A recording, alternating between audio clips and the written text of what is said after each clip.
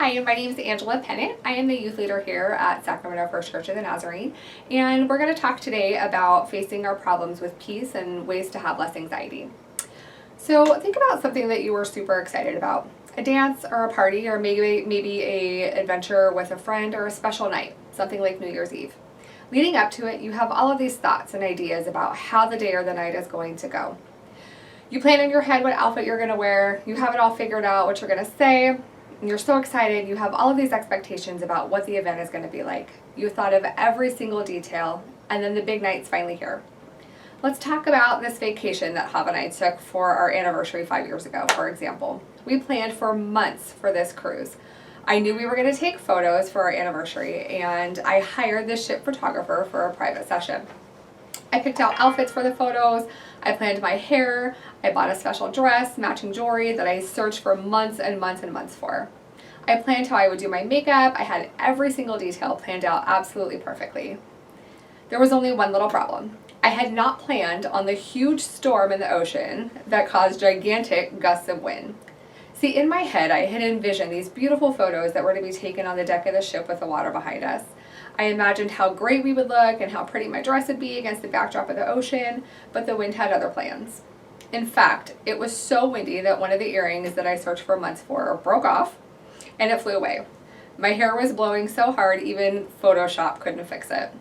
The pictures turned out awful, and I was devastated. I let it ruin my entire day. Fast forward to the next day on the cruise, and we were in Belize. I booked this cruise because I wanted to go to Belize more than anything.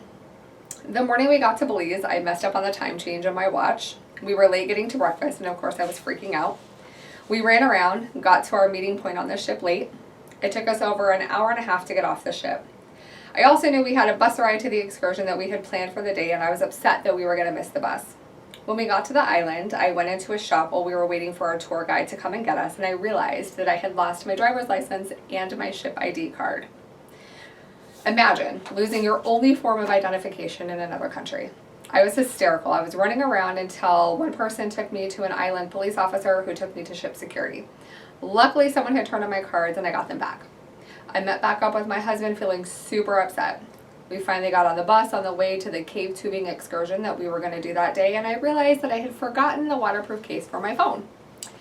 Knowing that my husband had his GoPro camera, I figured it was no big deal. We get to the destination, get ready to go into the cave that's underground, this thousands of year old cave. And my husband tells me that the camera on the GoPro is dead, meaning we have no way of taking any pictures or videos. Once again, I'm devastated. After hiking up a mountain, climbing into the cave, and getting into this underground river, the only thing that I can think about, surrounded by all this beauty, is that I have no way to remember this moment because I don't have my phone or my camera. I floated through the most beautiful rock formations and crystals that were formed over thousands of years, and I hardly paid any attention at all because I was so mad and so disappointed. I literally wasted the entire time I had in the cave being upset because I didn't have my phone. I let the day become a complete waste, and I missed out on the beauty of the nature all around me and preserving that in my mind because I was too distracted being angry that things didn't go my way. Rather than thanking God for the beauty that He created, that I was allowed to experience, and the wonder of the amazing world that I was able to get a glimpse of, I ruined it for myself. Little disturbances, the wind, a forgotten phone case, a dead camera battery. I gave these things the power to ruin what should have been an exciting and memorable experience. And as we go about our daily lives, little disturbances surface. Of course, they're going to happen. Small, uncomfortable things come up that are out of our control. Things like a snarky comment from your parents. It can mess with you all day. An attitude from a friend that puts you in a bad mood. Your teachers, parents, counselors, aunts or uncles, grandparents, everyone asking so much of you, and you can harbor a low level of frustration towards them. No matter how much you get done on your to-do list, it's never all the way done. You're tired from the fast pace of life. Tired of trying to make decisions about your future when you don't even know what tomorrow will look like. But I am learning this. The more we focus on these things, the more power we give them to affect our hearts and our minds and our emotions. Instead, here's how to face these small disturbances that come up outside of your control with less anxiety and more peace. Number 1, relax. Just relax. Breathe in, breathe out, pause, take a step back. Get some emotional and mental distance between the situation and how it's affecting you at the moment. Don't allow your thoughts and emotions to pull you down beyond the present moment. Number 2, realize that you don't have control over much in your life. After all, control is an illusion. You can't make people, situations, and events be the way you want them to be. You can't control how other people act or the decisions that they make. You have zero control over things like the weather. You can't decide when you die, nor do you decide when your family or your friends will die.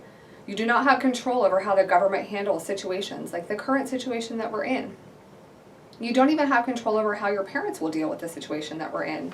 There is very little that you can control.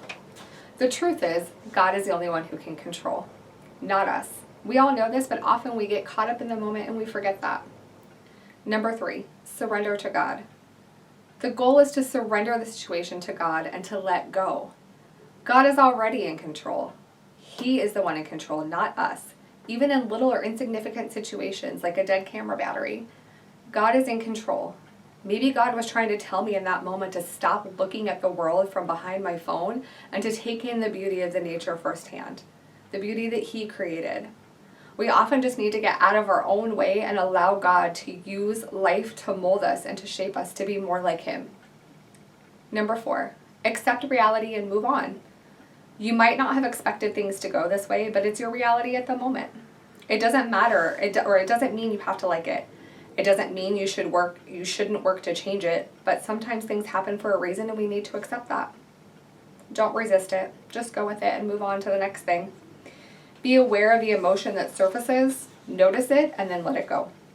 Number 4, change your focus. What you focus on expands. The more you focus on why you're angry, the angrier you're going to be. The more you focus on the dead camera battery, the more you miss out on the beauty around you. So shift your attention to something else. Something like what you're grateful for, or something that you're excited about that's going to happen today. Upcoming projects that you're working on. What's going on right now? Focus on what you have to be thankful for. The past couple of days I have focused on the fact that I still have my job, and I have a roof over my head, and yes, I may be confined to my house when I would rather be out doing other things, but I have a house, and I have my warm bed, and I have electricity, and all of the other comforts of my home. Does everyone have those things? No, they don't. So rather than focusing on all the things we can't do or the things that we can't have right now, let's focus on the things that we already do have and thank God for those things. Thank God for the blessings in your life. Ultimately, shift your focus to God, His presence, His goodness, and His joy.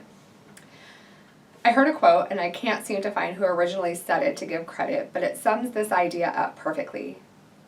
Gaze at God and glance at life. Now, going back to my trip. Did I end up having fun on my trip? Sure, I did. Once I realized that things are not always going to go the way that I planned for them, and I gave up trying to control things that I cannot control. We live in uncertain times, but we have a God that is never uncertain. He knows we're anxious, and He knows we're stressed out about life, and that's why He gave us His word. Philippians 4:8-9 tells us, summing it all up, friends, I'd say you'll do best by filling your minds and meditating on things true, noble, reputable, authentic, compelling, gracious. The best, not the worst. The beautiful, not the ugly. Things to praise, not things to curse. Put into practice what you have learned from me, what you heard and saw and realized.